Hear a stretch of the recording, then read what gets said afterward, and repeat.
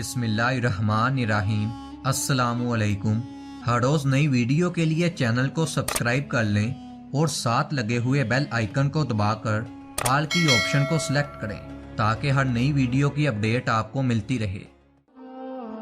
اللہ کے نبی حضرت موسیٰ علیہ السلام نے گوسالہ پرستی کے واقعہ کے بعد بنی اسرائیل کے 70 نیک صالح افراد کو چنا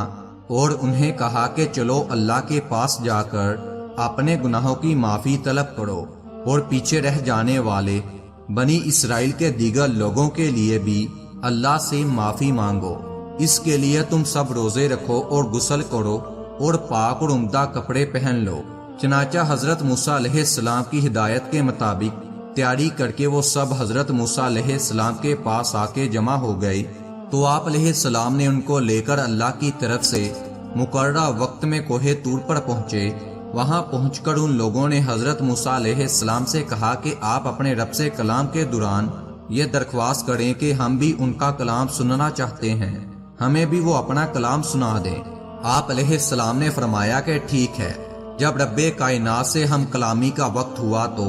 ایک قبر نمودار ہوا جس نے سارے پہاڑ کو ڈانپ لیا۔ حضرت موسیٰ علیہ السلام اس قبر میں داخل ہو گئے اور قوم کے ان لوگوں سے کہا کہ تم قریب آ جاؤ، اور ہوتا یہ تھا کہ اللہ سے ہم کلامی کے وقت حضرت موسیٰ علیہ السلام کی پیشانی مبارک پر ایک قسم کا نور طبع نظر آتا تھا جس کی وجہ سے کوئی بھی انسان ان کی طرف نظر ڈالنے کی قدرت اور سکت نہیں رکھتا تھا۔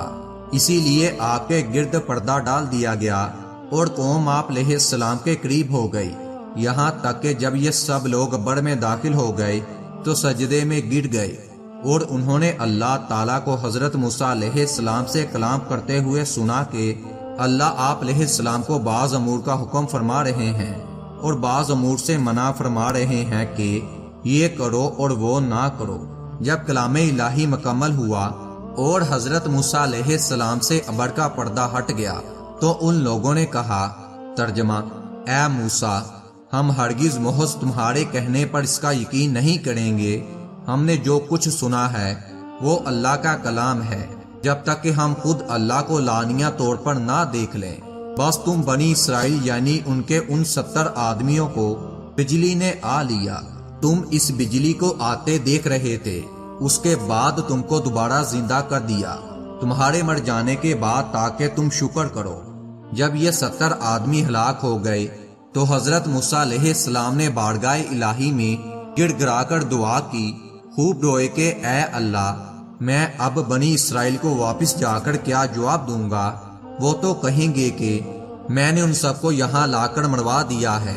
آپ علیہ السلام برابر دعا کرتے رہے یہاں تک کہ ایک دن ایک رات موت کی آغوش میں گزارنے کے بعد ایک ایک کر کے 70 کے 70 افراد دوبارہ زندہ ہو گئے، جبکہ ایک دوسرے کے دوبارہ زندہ ہونے کی کیفیت ملاحظہ کر رہے تھے۔